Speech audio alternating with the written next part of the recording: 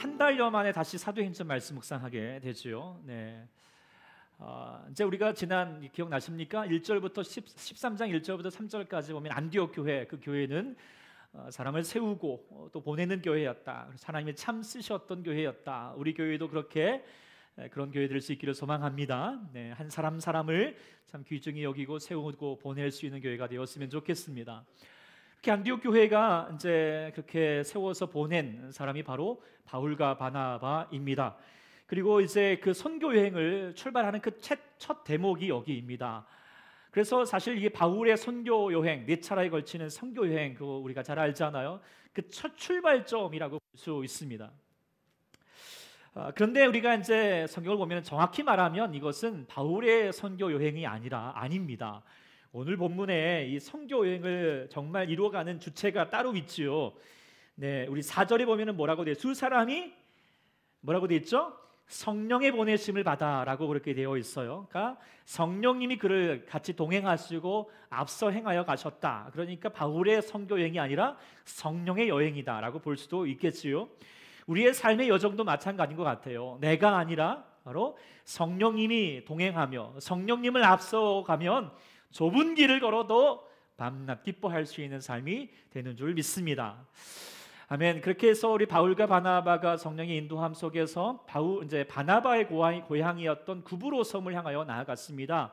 제일 이제 그 가운데에서 마가 요한과 합류하기도 했지만 어쨌든 그 구브로 섬의 속적극이었던 살라미 항구에 도착을 해가지고 가운데를 지나 횡단을 해가지고 서쪽으로 가서 그 서쪽에 있는 제일 끝에 있는 섬 도시까지 도달했죠.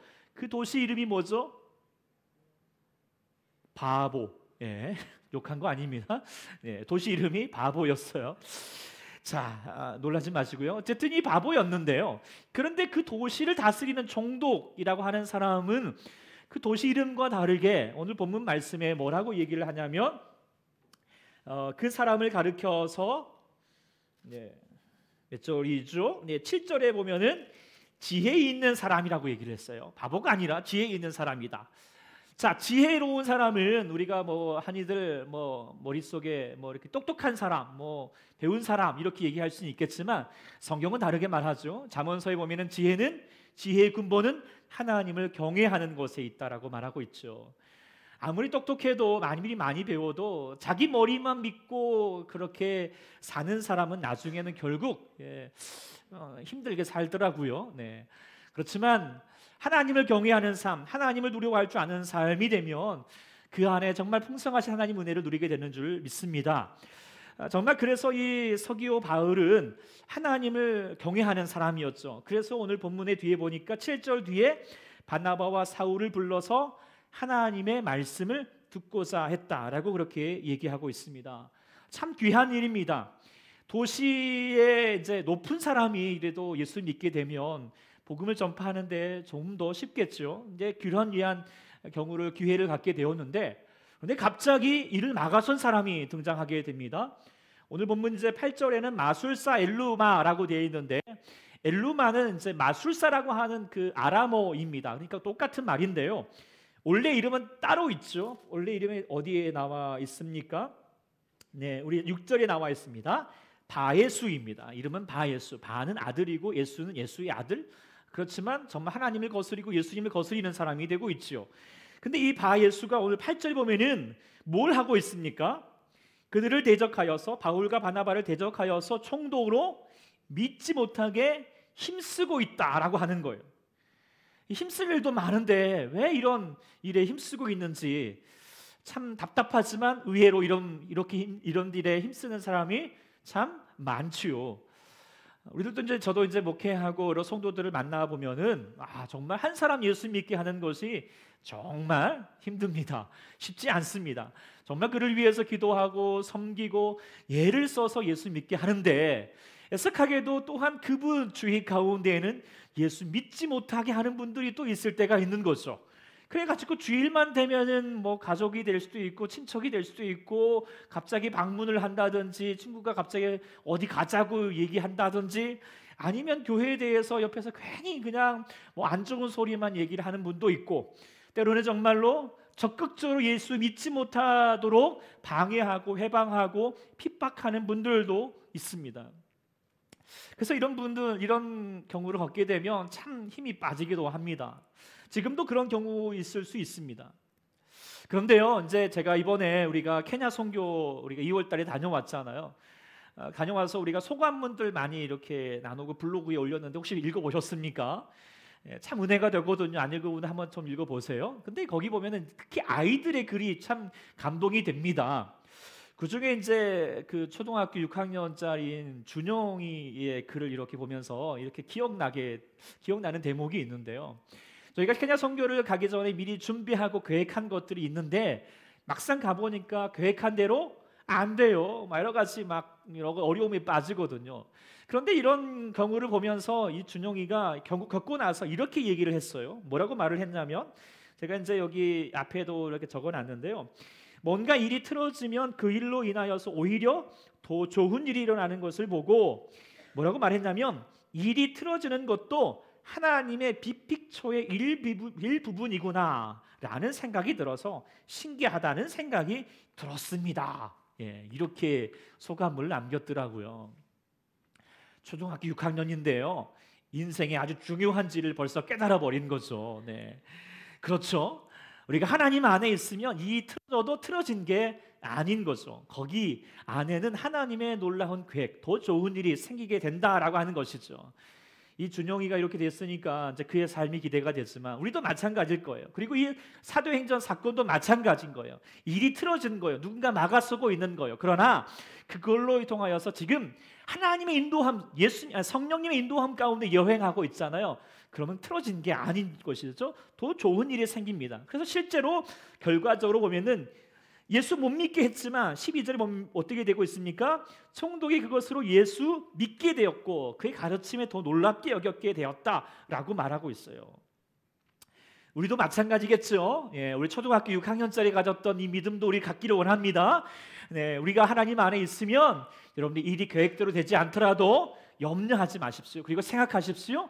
더 좋은 일이 생기겠구나. 할렐루야. 그런 믿음을 가질 수 있는 저희가 되기를 원합니다.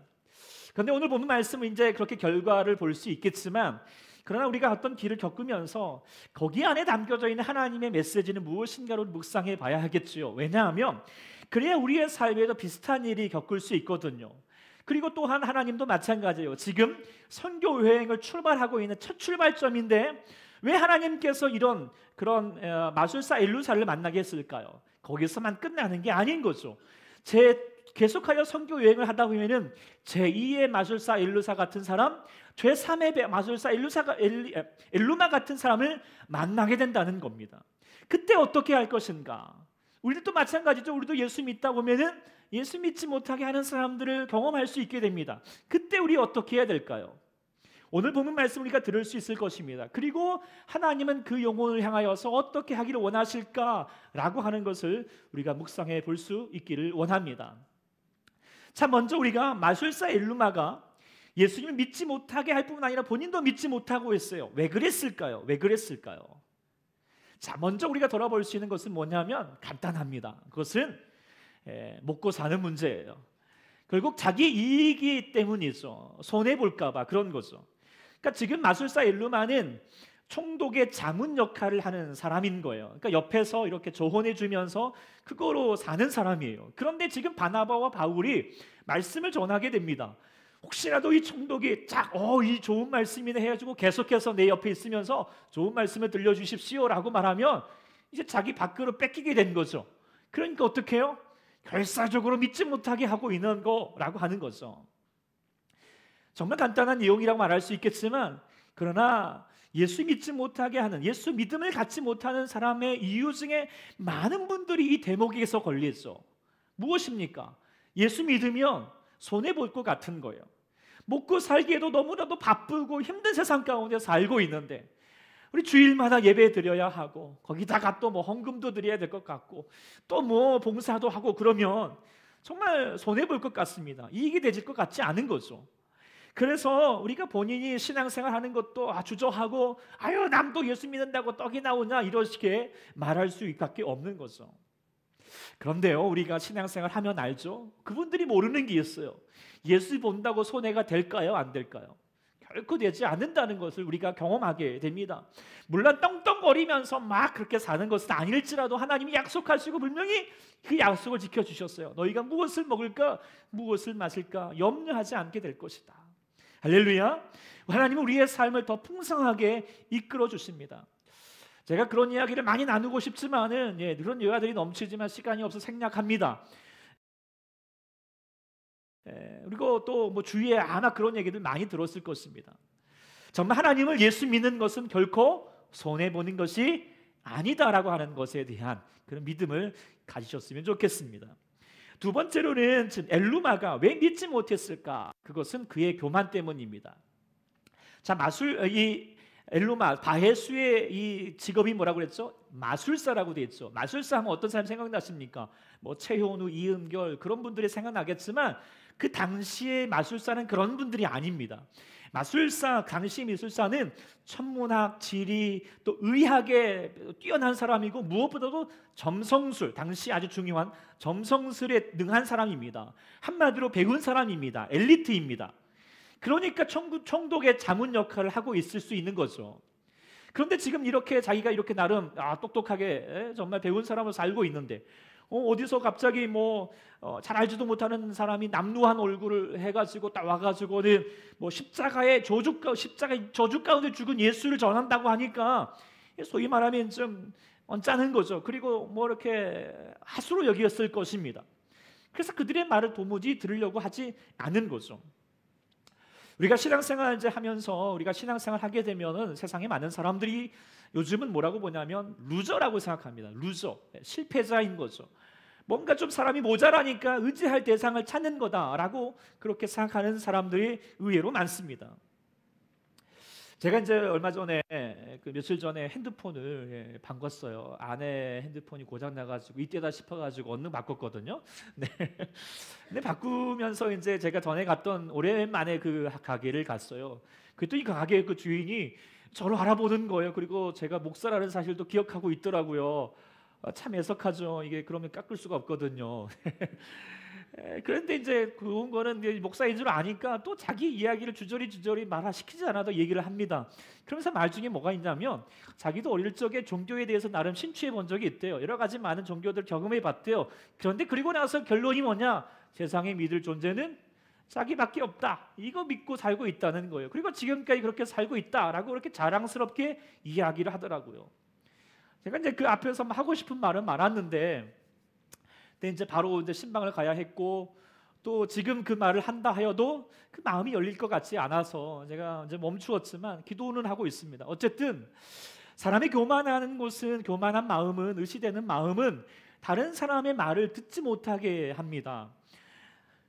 근데요 우리가 그 말 속에서 제가 이야기하고 싶은 건 사람은 자신만을 믿고 살 수 있을까요? 네. 사람은 그렇게 살지 못한다는 거예요. 사람이 존재가 그래요. 제가 이제 예를 들어서 우리가 케냐에 가면서도 우리가 많은 동물들을 봤지만 웬만한 동물들은 어떻습니까? 태어나자마자 한두 시간이면 적어도 한두 시간이면 일어서 걸어갑니다. 근데 사람은 어때요? 1년이 지나도 제대로 못 걷잖아요. 왜 그럴까요? 도움받으며 살라는 거예요. 도움 주면서 도움받으면서 살아가는 존재라는 것이죠.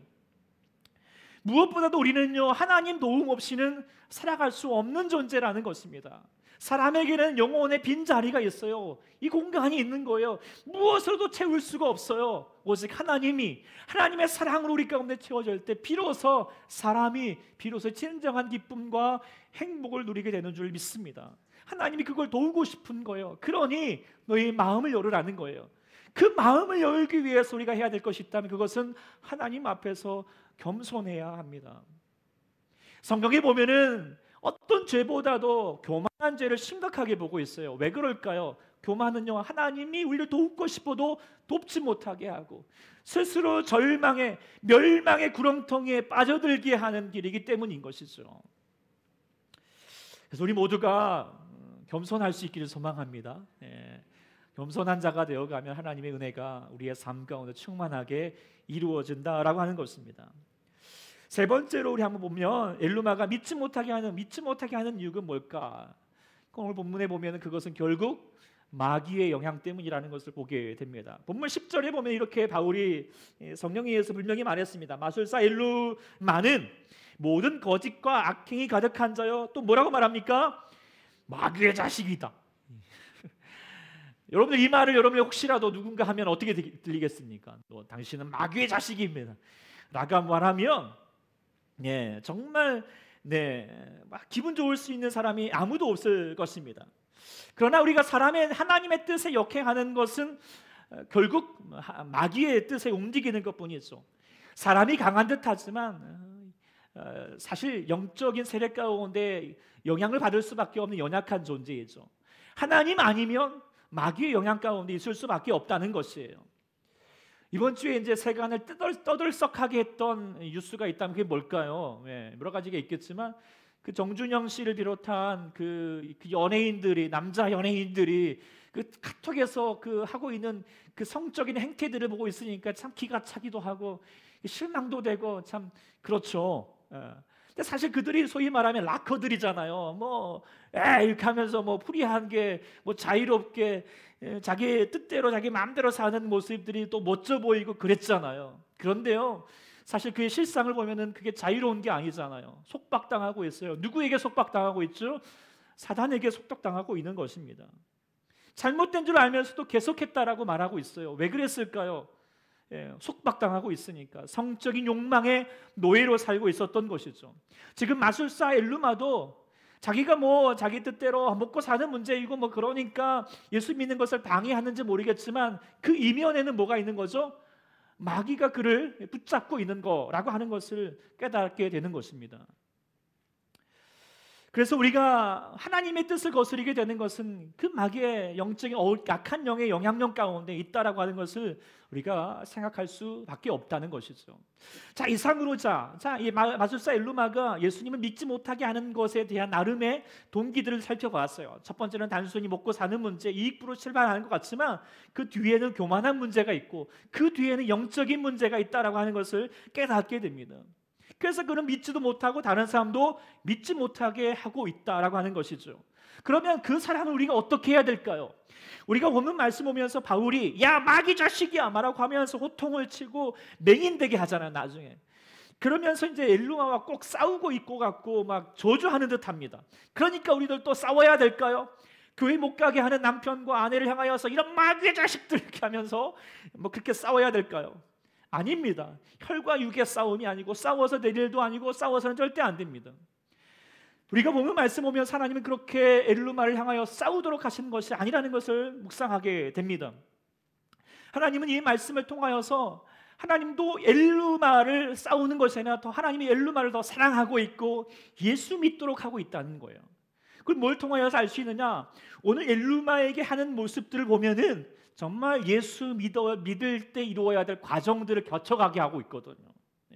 그게 뭘까요? 하나씩 보면 되겠습니다. 그리고 저희들도 마찬가지예요. 저희들도 우리가 예수 믿고 있지만 예수 더 잘 믿기 위해서는 이 세 단계를 우리가 계속하여서 거쳐가야 된다라고 하는 겁니다. 첫 번째는 뭐냐면 공표가 있는데 뭐냐면 첫 번째 하나님 앞에서 자신의 존재의 실상에 대해서 어떻게 해야 된다고요? 정직해야 된다라고 하는 겁니다. 9절에 이제 사도 바울이 분명히 물론 이제 여기서부터 9절부터 사울이라고 하지 않고 바울이라고 이제 칭하게 되죠. 어쨌든 이 성령의 음성으로 엘루마를 지칭하여서 얘기했죠. 모든 거짓과 악행이 가득한 자요, 마귀의 자식이요, 모든 이의 원수요라고 그렇게 말했는데 정말 아까 말씀드렸던 것처럼 그런 말 들으면 기분 나쁘죠. 듣기 싫을 뿐만 아니라 부정할 것입니다. 내가 무슨 마귀 자식이냐고 그렇게 얘기할 거예요. 그런데요. 우리가 하나님 믿고 깨닫게 되면 이게 진짜인 거예요. 진짜 비참하지만 인간의 실상은 뭐냐? 우리가 하나님 가운데 있지 않으면 우리는 마귀의 자녀가 될 수밖에 없다는 것입니다. 마귀의 그늘 가운데 있을 수밖에 없다는 거예요. 그래서 생각하는 것이나 말하는 것이 거짓되고 악한 모습을 가질 수밖에 없어요. 제가 이제 정준현 씨 이렇게 카톡의 내용을 보니까 사실 놀랄 만한 일도 아니더라고요. 여자분들이 알면 다칠까봐 이렇게 딱 말하고 싶지는 않지만 그래도 말하면은요. 제가 군대 가 보니까요 남자들 하는 얘기가요 딱 그 수준이에요. 놀라셨나요? 네, 다 그게 남자들이에요. 남자들 그래서 뭐라고 그러죠? 짐승이라고 말하잖아요. 근데 남자만 그럴까요? 네, 뭐 여자분들 제가 모르고 있을래요. 알면 다치니까. 네. 그렇지만 우리는 생각하고 말하는 것이 때로는 정말 다 그런 거죠. 남자들도 그 예비군 닭복 입혀놓으면 어떻게 돼요? 다 똑같이 그냥 짝다리 짚고 이렇게 있잖아요. 예. 그리고 정말 은밀한 곳에 가면은 자기의 죄악된 실상이 그대로 드러나 있는 거예요. 그냥 앞에서만 고상한 척할 뿐이죠. 괜찮아 보이는 거죠. 속지 말자고요. 예, 다 마귀의 영향 가운데 있을 수밖에 없는 저희라는 것입니다. 악한 존재입니다. 그런데 그것을 인정하지 않아요. 그 사람 앞에 감추죠. 그러나 사람 앞에 감출 수는 있는지 모르겠지만 하나님 앞에서는 감출 수가 없습니다. 그리고 감추지 않아야 합니다. 모든 죄가 드러나야 되고 정직해져야 합니다. 자신의 이 비참한 실성을 인정해야 됩니다. 지난 금요 예배 때도 나누었지만 그 유명한 철학자 파스칼의 팡세 중에 이런 말이 있습니다. 이제 거기에 나와 있죠. 자, 이렇게 말합니다. 자신의 비참함을, 그러니까 그 죄악된 현실, 난 악을 저질 수밖에 없는 현실을 알지 못하고 신을 아는 것은 오만을 낳겠죠. 뭐 하나님 뭐 믿어도 뭐 이렇게 말할 수 있겠죠. 그러나 신을 알지 못하고 하나님을 모르는 상태에서 자신의 비참함, 자기 맨날 무너지고 맨날 죄를 저지르고 그러면 어떻게 해요? 절망을 낳는다는 겁니다. 하나님 알지 못하고 자신의 비참한 죄악의 실상을 감추려 들고 모른 척하다가 결국에는 나중에는 비참한 꼴을 망하지 못하는 거예요. 정준현 씨가 그런 것 아니겠습니까? 그냥 감추고 있다가 어떻게 해요? 드러나니까, 사람 앞에 드러나니까 어떻게 해요? 완전히 그 인생이 비참해졌습니다. 그분만 그런 게, 그 사람만 그런 게 아닙니다. 다 그렇게 될 수밖에 없습니다. 끝까지 감추었다가는 어떻게 될까요? 결국 멸망입니다. 그렇기 때문에 우리는 어떻게 해야 될까요? 이게 드러나야 됩니다. 고쳐져야 됩니다. 치워봐야 됩니다. 그러려면 먼저 하나님 앞에 드러나야 됩니다. 왜냐하면 하나님만이 우리를 고치시고 정결케 하시고 이 죄악의 삶에서 우리를 자유케 하실 수 있기 때문입니다. 아니, 우리가 하나님 알게 되면, 진정으로 하나님 만나게 되면 우리 한결같이 고백하는 말이 있죠. 그게 뭡니까? 하나님, 나는 죄인입니다. 사도 바울도 늘 항상 한결같이 얘기했어요. 나는 죄인 중에 괴수다라고 말하고 있어요. 왜 그럴까요? 그 전까지는 모르는 것 같았어요. 그냥 나는 제대로 사는 것 같아요. 나는 그래도 바람직하게, 똑똑하게, 의롭게 사는 것 같죠. 그러나 하나님 앞에 있으면 다 죄인인 거예요. 그런데 그 죄인이라는 사실을 내가 붙들고 나아가면 그때부터 하나님의 은혜가 우리 가운데 폭포수처럼 쏟아진다라고 하는 것이죠. 그래서 우리가 죄인이다라고 말할 수 있는 것이 은혜입니다. 사실 많은 사람들이 이걸 인정하지 못해요. 내가 무슨 죄를 지었냐고, 내가 뭘 어떤 나쁜 짓을 했냐고 그렇게 얘기를 합니다. 그래서 감추려 들고 인정하지 않으려다가 결국에는 멸망의 길로 간다라고 하는 것입니다. 그래서 하나님은 계속해서 너가 죄인이라는 사실을 다시 주지시키십니다. 그리고 그것을 인정할 때 하나님의 은혜가 있게 되는데, 그래서 마술사 엘루마에게도 그 말을 했지만 어떻게 했을까요? 인정하지 않았어요. 그래서 다음 단계로 넘어가게 됩니다. 그래서 뭐라고 되어 있습니까? 11절에 이제 주의 손이 내 위에 있어 맹인이 되어서 얼마 동안 못 보게 하리라. 이 내용을 보면 이제 못 보게 된 거죠. 갑자기 맹인이 된 거죠. 저주한 것 같아요. 그런데 저주한 게 아니라고 묵상하게 됩니다. 왜냐하면 앞으로 앞을 못 보게 되는 맹인이 된 것이, 그것도 평생이 아니라 뭐예요? 얼마 동안이거든요. 거기에는 특별한 은혜가 있죠. 두 번째 단계, 하나님 만날 때 두 번째 단계는 뭐냐면 보이는 세상에 눈을 감고 보이지 아니하시는 하나님을 만나야 되는 것이죠. 사실 사람이라는 존재는 눈을 뜨고 볼 때보다도 눈을 감고 있을 때 너무 많은 것을 볼 수 있는 법이에요. 사람이 살아가는데 정말 중요한 진리는 눈에 보이는 것 가운데 있지 않고 눈에 보이지 않은 곳에 있음을 더 많이 담겨 있음을 우리가 살면서 깨닫지 않습니까? 사랑도, 믿음도, 용서도, 사랑도, 평안도. 예수님도 마찬가지로 예수님도 하나님을 눈 뜨고 만나기보다도 우리는 어떻게 만나요? 눈 감고 하나님을 바라볼 수 있게 된다는 것이죠. 그래서 하나님께서 지금 마술사 엘루마를 하나님 만날 수 있도록 어떻게 할까요? 눈을 감겨주신 것이라고 생각하게 됩니다. 우리도 마찬가지죠. 눈을 감으면 비로소 보이는 것이 참 많습니다. 우리의 마음에 진정한 평안이 찾아오게 됩니다. 삶이 보이는 삶이 무겁고 힘들고 답답하고 느껴질 때가 있지 않습니까? 그럴 때 우리가 눈을 감아 보십시오. 그리고 보이지 않은 것 가운데 계시지만 눈을 감을 때 비로소 보일 수 있는 하나님을 만나게 될 줄 믿습니다. 그럼 하나님께서 여러분의 아픔과 슬픔과 상처를 어루만지시고 위로하시고 다시금 용기를 주시는 그 하나님의 놀라운 손길을 경험하게 될 줄 믿습니다. 하나님 그렇게 우리 엘루마를 만지고 계신다라고 생각하게 됩니다. 그런데 그 엘루마가 하나님을 만나게 되었는지 안 만나게 되었는지는 사실 정확히 알 수는 없습니다. 그런데 오늘 본문에는 엘루마가 아니라 갑자기 엄한 사람이 그 하나님의 은총을 누렸습니다. 그게 누구냐? 바로 총독이죠. 12절에 보면은 총독이 그렇게 된 것을 보고 어떻게 했다고요? 믿었다라고 해요. 엘루마가 맹 있는 거 보고 믿었다라고 되어 있는 거. 뭘 믿었을까요? 하나님을 믿게 된 거예요. 예. 자신의 경험이 아니지만 옆에서 이루어지는 역사를 보고 그 역사 가운데 하나님의 계심을 믿었다는 거예요. 이게 대단한 축복이죠. 왜냐하면 어떤 사람들은 옆에서 아무리 하나님 살아계심을 얘기를 해도 어떻게 해요? 믿지 않으려고 하거든요.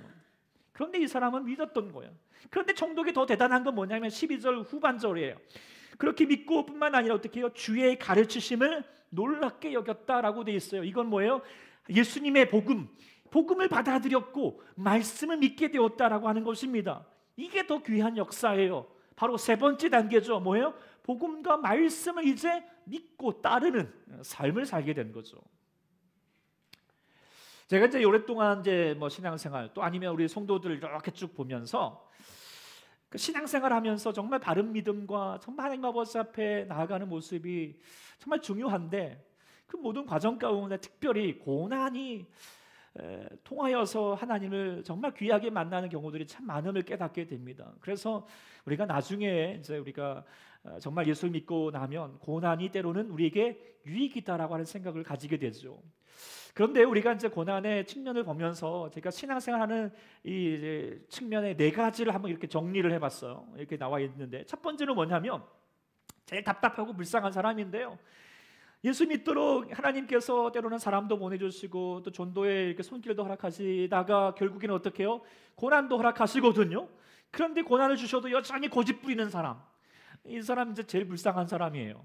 근데 두 번째로는 이제 그래도 그냥 불쌍한 사람은 매를 맞고 고난을 당해야지만 하나님을 찾는 사람이 있습니다. 예, 고난에 주는 유익을 누리지 않고 그냥 맨날 불평불만을 하다가 어떻게 교회 다니고 주일날에 출석에 매 안 맞으려고 출석 도장 찍는 분들은 참 애석합니다. 네.